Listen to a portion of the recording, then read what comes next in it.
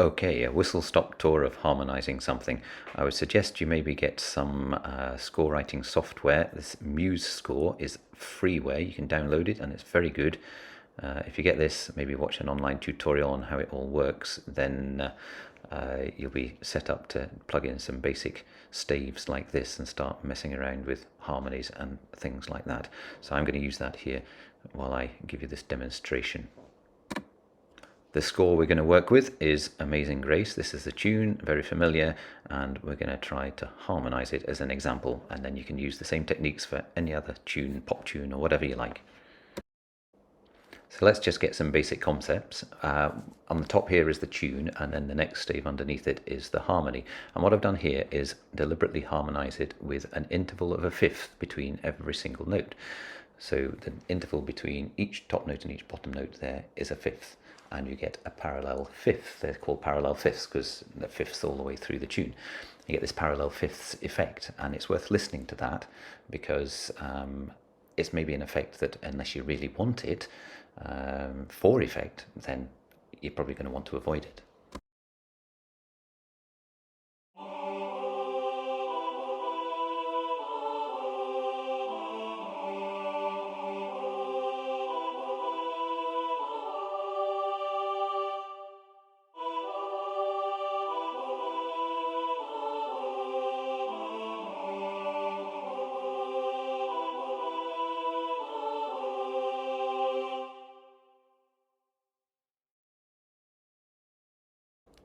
So you can hear that sounds very monastic, very old school, if you like.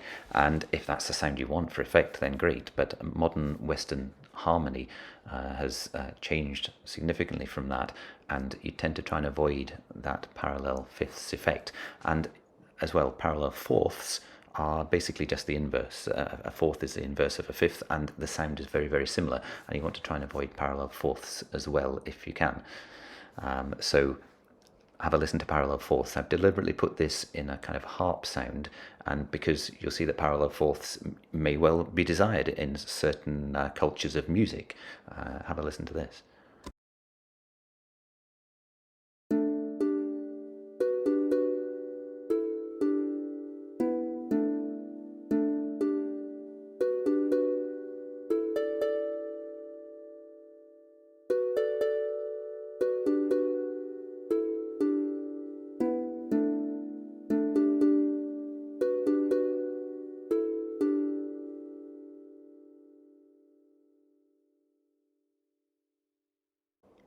So let's move to parallel thirds. This whole tune is harmonized with thirds. And again, it's going to get a little bit boring, but potentially sounds a little bit more pleasing to the Western ear.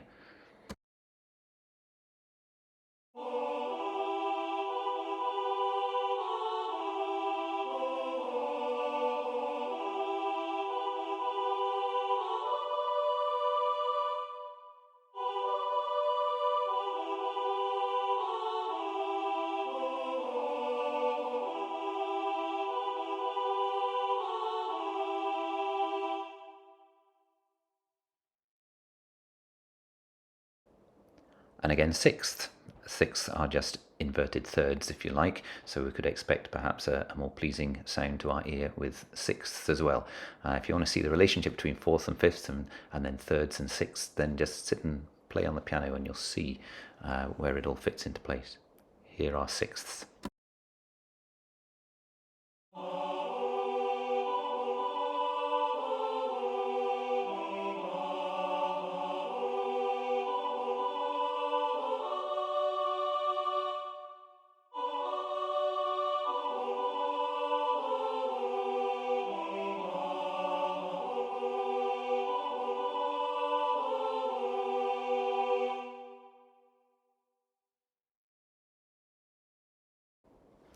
So that was a little bit samey. There was no change from the interval of a sixth, but it was relatively pleasing to a Western ear.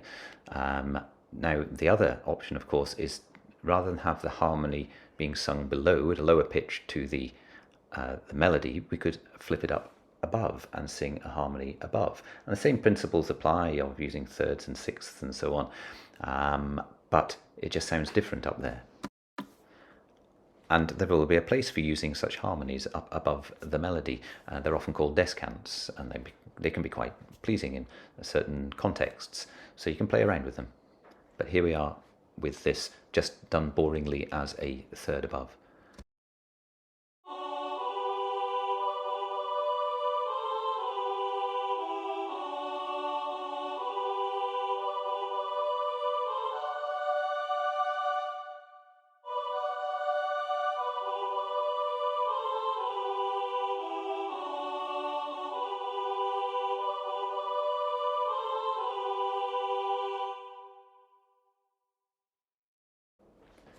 Incidentally, in order to create that third above, I simply used the sixth below and transposed it an octave higher, and that gives you a third above. That's where you can see this relation between thirds and sixths and fourths and fifths and so on. So off we go. We're going to harmonize this tune, Amazing Grace, very familiar tune, and I've written it out here with my personal chord preferences here. It could be harmonized another way potentially. And you see it's in the key of G, so we've got one sharp, and we start on the dominant seventh, the D7, to bring us in. So how are we going to harmonize that first note, that D? We're going to pick a note from the D7 chord, probably. Not always, but probably that's the way we're going to work. So a D7 chord, if you're not familiar with these things, if they're not stuck in your head, all the notes of all the individual chords, then that's something worth working on, learning, or you can sit down at your piano or guitar and just work them out. But in the D7 chord, we have a D, an F sharp, an A, and a C, C natural. So we are going to pick one of those notes. So I'm going to pick an A and see how we get on with that. So let's go to input there, and we'll input an A. Now bear in mind these are two treble clefs here, and so we're going to choose our note there. That's an A. And then we want to then choose our next note, which is going to be a minim. What are we going to choose? Well, we want to harmonize with the G. So we're going to choose a note from the G chord, and that's going to be either a G, a B, a D, and that's it. That's all we've got to go with from a standard G chord. So why don't we pick the D? Ooh. There we are with the D. Well, what's the problem with that? The problem is we actually have a parallel fourth, which we've decided we want to avoid if at all possible. You see how the melody goes up a fourth from a D to a G, and the harmony now goes up a fourth from an A to a D. So let's pick another note from that chord. Let's go for the B. There we are. So we go from the A to the B in the harmony. And by doing that, the interval between the harmony and the G on the first note of that bar is a sixth, and we know that sixths are usually good. So hey, we're maybe on a winner there. So let's keep that. And then we want to harmonize the next the end beat of the bar. We could maybe choose one note for that. We don't have to harmonize every single note. So let's pick a note from the G chord again, because we've still got G covering that whole bar. And let's go with the D in this case. We haven't got any parallel fourths or fifths by doing that, so that's fine. That works okay. And we'll just leave it at that one crotchet to cover the two quavers there. And then what about the next bar? Well, we've decided to go to a G7 there. Now, let's think about that. G7. A G7 has a flattened F in it, and yet here we are in the key of G with an F sharp in it. How are we going to get away with that? Well, because we're using it as a harmony note, it actually works, because you'll notice that the next bar coming in here, the C bar, the dominant seventh of C is G7. So what we can do is we can use the G7, drop the F sharp just temporarily, because it'll tug us down to that C chord, because G7 is the dominant of C. So it's a little harmonic trick there. And then after that, we'll revert back to all F sharps again. But what we can do here is, well, I suggest we harmonize the first beat of the bar. Let's take our minim with a G, because then we have a G in the harmony and a B in the melody. That gives us an interval of a third. Oh, great stuff. We like thirds. And then what we can do is we can then just fall down to the F. We'll have to naturalize that. So we've put the F natural in there, which is going to then naturally fall down to an E. There we are. So we've fallen down to the E there because the E is part of the C chord. It's the third note in the C chord. So we've got this nice kind of falling down melody line, or harmony line, sorry, here, falling down through this flattened seventh into the third of the 4 chord, or subdominant chord, the C chord in this case. And again, if those terms subdominant, dominant, and mediant and all those things don't mean anything to you, just use numbers. D7 is your 5, then we're to 1, which is G, because we're in the key of G, so that's number 1. And then we do a little trick with the 7th, and then we go to 4. C is 4. And then we'll finish off this bar. So we've got a third there between the E and the G, which is good. We like thirds.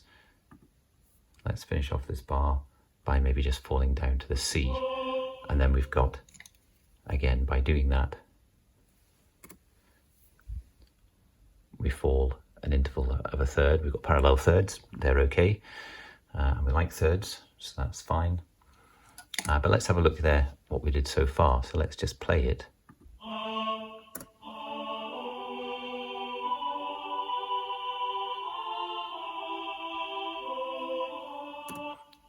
Okay, so it sounds fine.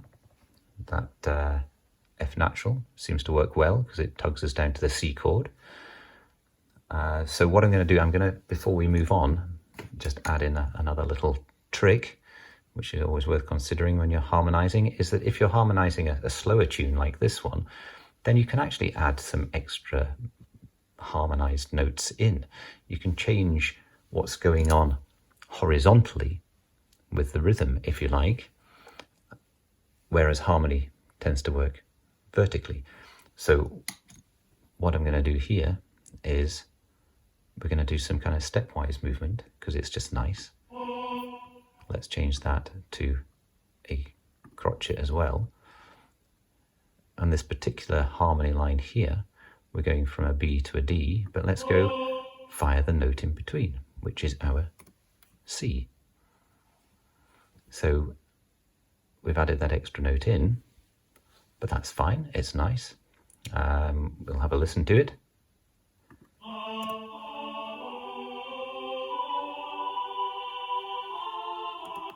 So, it just sounded like Amazing Grace.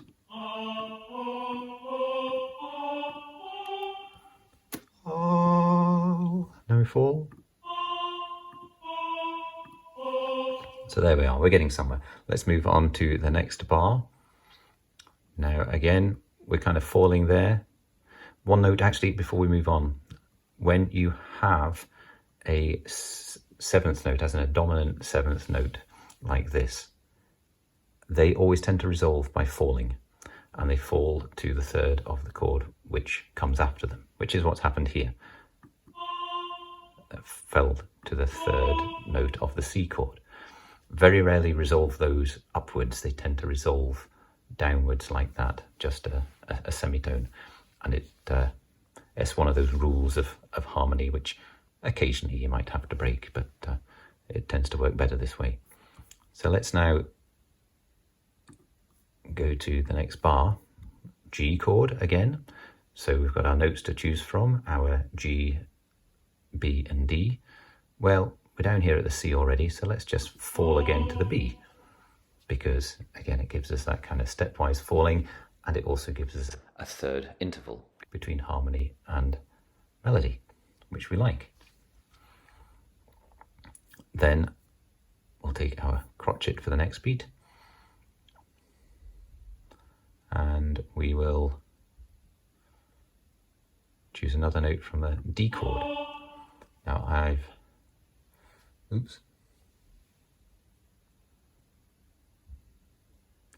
could choose a D, but I think what would be better is to choose an A, because again, we're starting again with the same notes, A, as in amazing, A, so we can start with our A again there. And then back up to, once again, if you see, these are just analogous to the start of the whole tune. But again, before we move on from here, I'm going to use another trick, the same trick again. I'm going to add a kind of a passing note in here again, a passing harmony note, because we're going from B to A. Bear with me.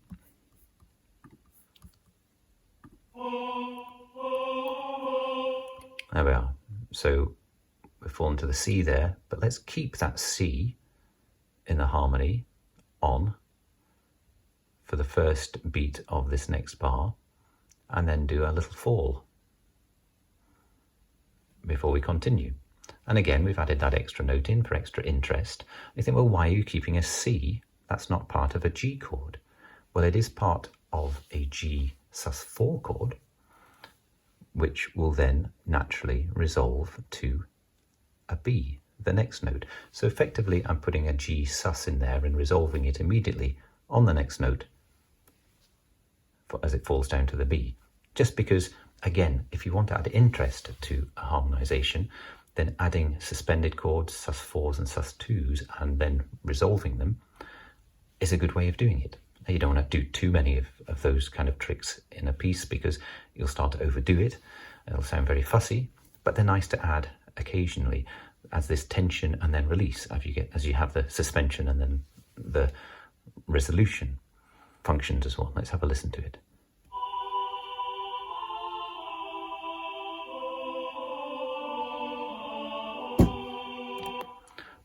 Let's listen to that again.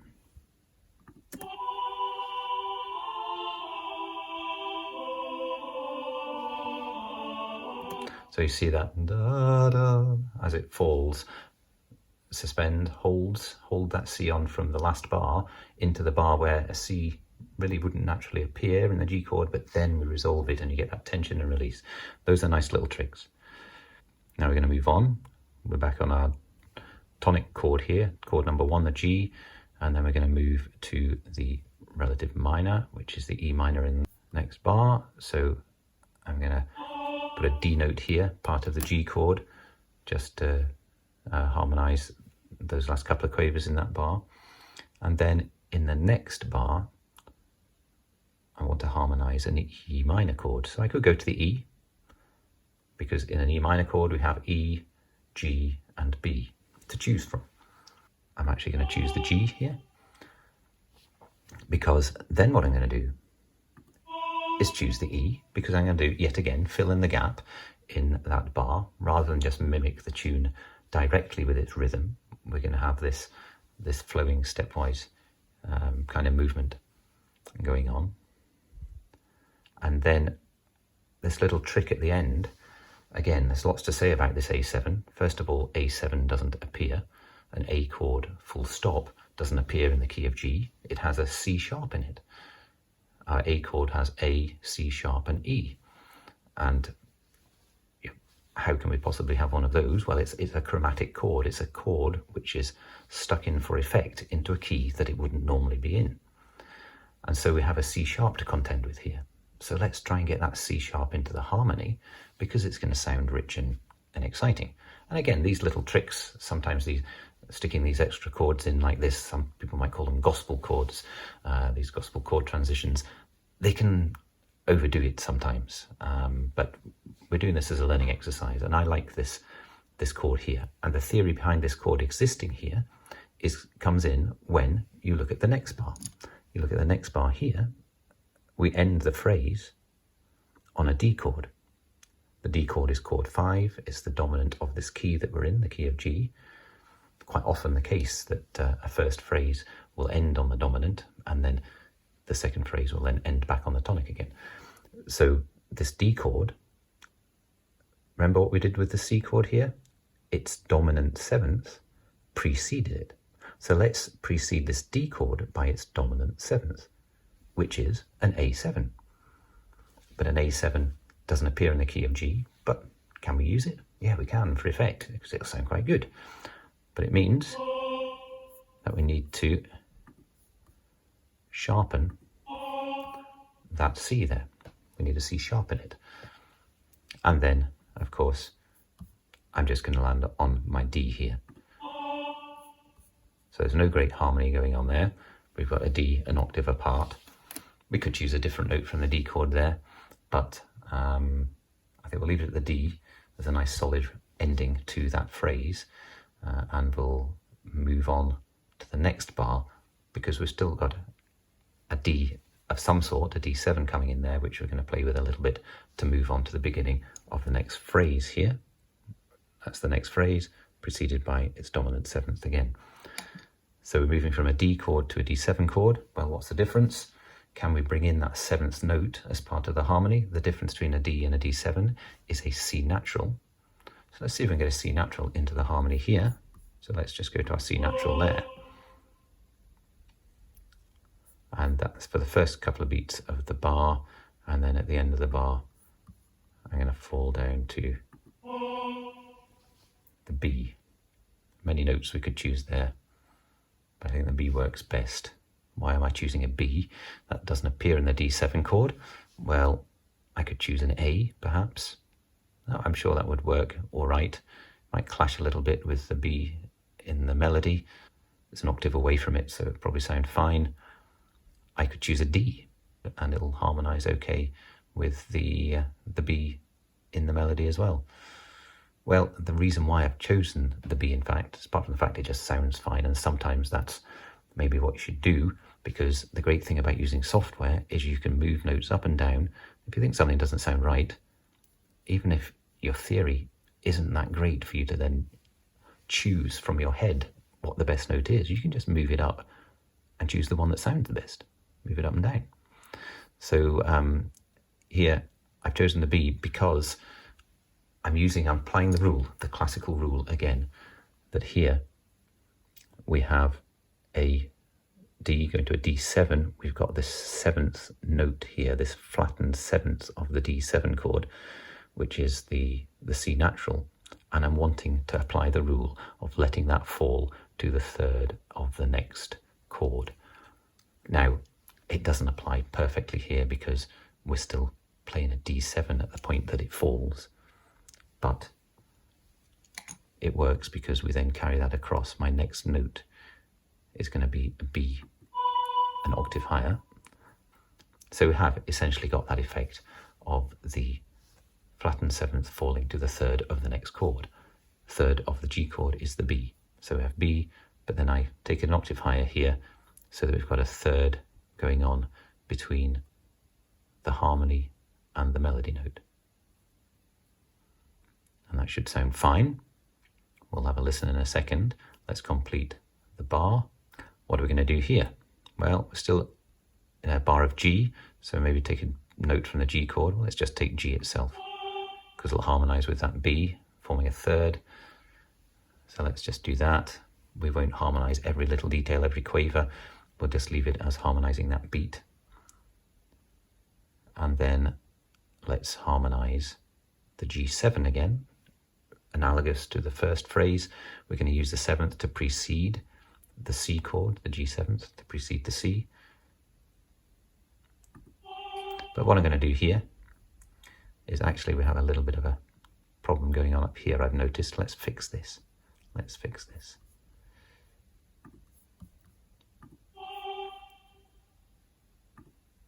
There. Don't know how that came about. That should have been a minim. Let's go back to this analogous bar here, we've got our G harmony there, which matches that one up there. And then we can make that fall off again. But I'm going to make it fall off sooner here, just for added effect. It adds a slight change of rhythm. Make it a natural. So we're bringing our natural in, remember, same reasoning as above, but we're going to bring it in a little bit earlier, just for effect. And then, again, we've got that natural fall, G, F natural down to this, the E, that harmonizes nicely as a third with the melody note, the G. Let's see what it all sounds like so far. So we've come from our cadence. We haven't listened to this actually, have we? So let's listen to this. Let me just show you that it works. Always worth a wee bit of recapitulation.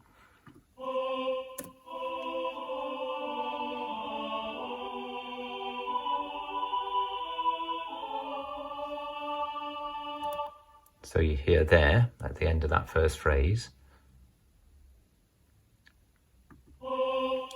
listen when we get to here, you hear that C sharp come in, giving that extra lift, because we're using a dominant seventh chord before the D.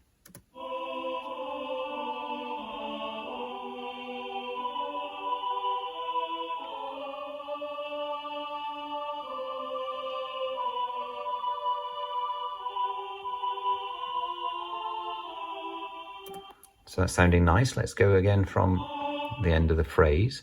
You see how we have the D7 after the D falling. We get that seventh effect. It falls down to the G chord, and then we've got that seventh again on the G7 before we get to the C.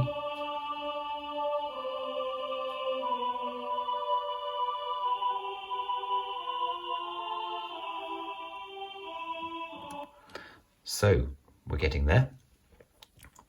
Now what I'm going to do here is, again, like I've been doing, just to add a little bit of interest, rather than just harmonize every single note, matching every note for note, we can have a falling line here, but you see that the notes actually harmonize by a third here, G and E, and C and E here, but we just fall between them, sticking the D in. That effectively creates almost a C sus2 chord, which then resolves. So we have like a sus2 on the D there, which then resolves immediately on the next beat to the C. Great stuff. We've even managed to stick in a hint of a sus2 there almost. Or you could just call it a passing note, I suppose. But it's always worth thinking of it from the point of view it's harmonic effect. Let's now add another note. That's falling, falling, falling. So let's fall again to the B, which again forms a nice third. Both of these notes, a B and a D, are part of the G chord. They're a third apart, so we're happy about that. And then I'm actually going to keep the B here. It works well with what I want to do here, which is go up to an E, because we have an E minor chord coming. We've got G in the melody, so that's part of an E minor chord. Let's stick the E underneath it, and we've got a third between the two, so that's good. And it's also part of the chord, a nice harmony. But hold on a minute, what have we done? We have almost created a fourth there and a fourth here. It's practically a parallel fourth going on there. Is that good? Are we happy with that? Can we do anything about it? Let's have a rethink. We've got another note we can choose here other than a B. A D is part of a G chord as well. I know it doubles up with the melody there, but then it'll harmonize immediately with the G after it. So let's just run with that for now. And it avoids this issue that we would have of the parallel fourths going on. I'm just going to stick with an E here in the E minor bar. Just seems to work easier rather than messing around with other notes from the E minor chord. And then what we're going to do here is choose a note from the D chord in the next bar. D, F sharp or A? Well, D is the obvious choice because it's not too far away from where we are on the E. And then to finish off, notice here, if we stick a C at the end here, again, a C isn't part of a D chord, but part of a D7 chord, so we'll get away with it. But it's also giving us a little bit of movement, and it brings us into the next bar nicely as well. But we've got an interval here of a sixth, an interval here of a sixth. So we've got parallel sixths there, and we know that sixths and parallel ones are fine. So let's be happy with that. And what I'm going to do at the end here is again. So what have we done there? We have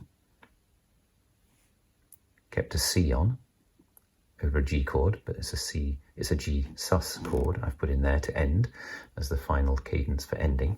And a G sus is a G sus4. Without any other specification, G sus usually means G sus4. And so it has a C.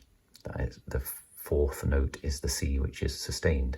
So we keep it there and then we let it fall. Again, the general rule is with a sus that it falls off to the note below rather than rising to resolve. It falls to resolve if at all possible. And so that's another rule of harmony. We have our G sus falling just as we had our D sus. Well, not D sus, sorry, but the D sustained in this C2 here. We had that falling to its resolution. This falls to its resolution as well. And so there we have it. We can listen to the last part of that tune.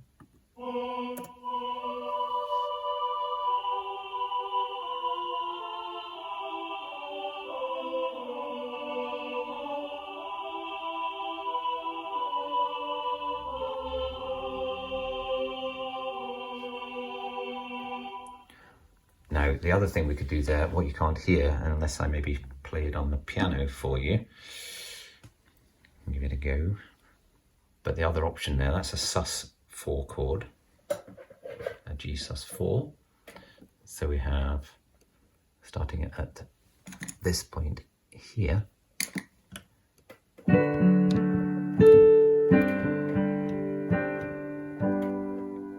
so it's a sus that resolves. The other option, of course, is to make it what's called a plagal cadence, which is a 4-1 cadence, C being chord 4, as opposed to a 5-1 of some kind. It's a 4-1, a plagal cadence, or sometimes called the amen cadence. It's very common in hymns, for instance, and this is a hymn after all. So rather than having the sus effect here,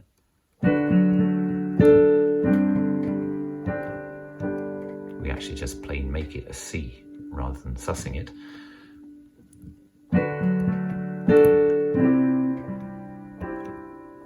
You get much more of an amen effect there.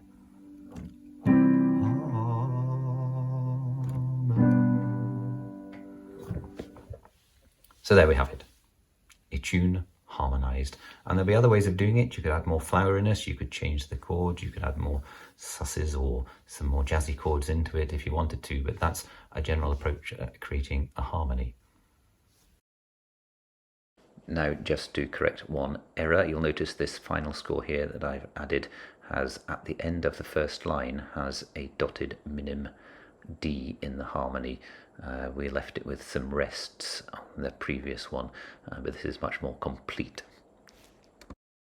Incidentally, I don't want to give you the impression that using fourths and fifths when you're harmonizing is bad. I mean, they're fine, they're great.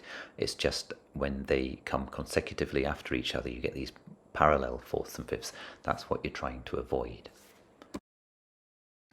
There are always other considerations as well, like does the note fit your range that you're singing? Will you have to choose another one from the choice that you have for harmonization?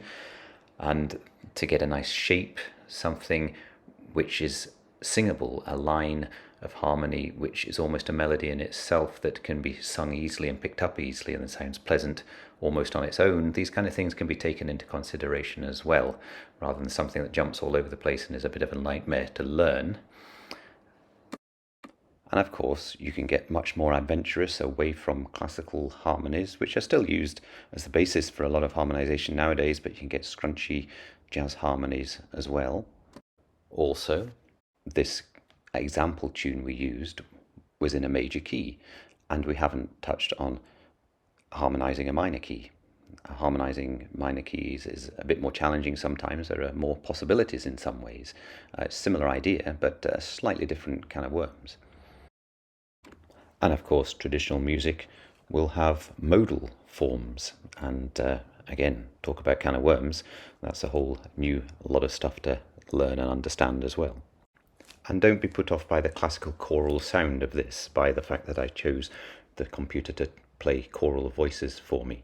If you put this kind of technique into a pop song or a folk song and change the sound, had a bit more of a nasal, folky sound coming out of your mouth, then it would sound different, but the general principles still apply. So before I go, and before we listen to this final arrangement one more time, general things to think about are, if you're harmonizing a much faster tune, you might actually do the opposite of what we've done here. Remember, in the harmony here, because it's a slow tune, we added in a few extra notes here and there, made the harmony a little bit more interesting. Well, in a faster tune, say you were harmonizing a jig, for instance, you might actually struggle to do susses and all those kind of things. You might struggle. It would be crazy to try and harmonize every note almost. You might harmonize every triplet or every chord change or something like that, and keep it a little bit more simple and actually go the other way, stripping it down a bit as opposed to building it up as we did here. And there are plenty of other forms of cadences. That's the end point of a phrase or a tune. Most common is a perfect cadence, which is a 5-1 ending. Here we ended up with a 4-1 ending. Those things worth thinking about and noting and doing a little bit of research yourself if you're not familiar with these things. But I hope that has been helpful for you. Give it a go. The only way I learned is by playing around with it, combined with study. And software does make it much easier because you can play it back and move notes around and do whatever you like with it.